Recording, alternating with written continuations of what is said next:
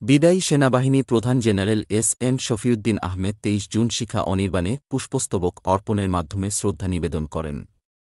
এছাড়াও তিনি সেখানে রক্ষিত পরিদর্শন বইতে স্বাক্ষর করেন। পরে বাংলাদেশ সেনাবাহিনীর একটি চৌকস দল বিদায়ী সেনাবাহিনী প্রধানকে সেনাকুঞ্জে গার্ড অফ অনার প্রদান করে এবং তিনি সেখানে একটি গাছের চারা রোপণ করেন।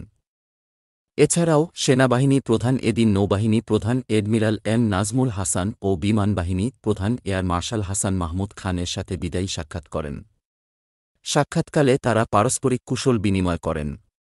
এ সময় সেনাবাহিনী প্রধান তার দায়িত্ব পালনকালীন সহযোগিতার জন্য নৌবাহিনী প্রধান ও বিমান বাহিনী প্রধানকে ধন্যবাদ জ্ঞাপন করেন।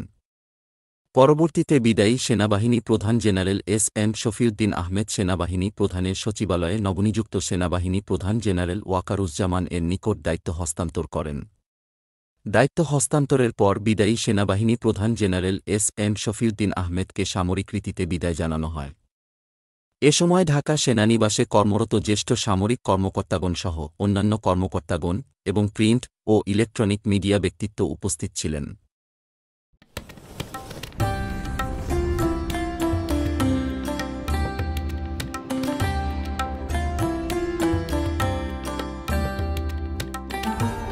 এমই টিভি, স্বাধীন বাংলার স্বাধীন কণ্ঠ।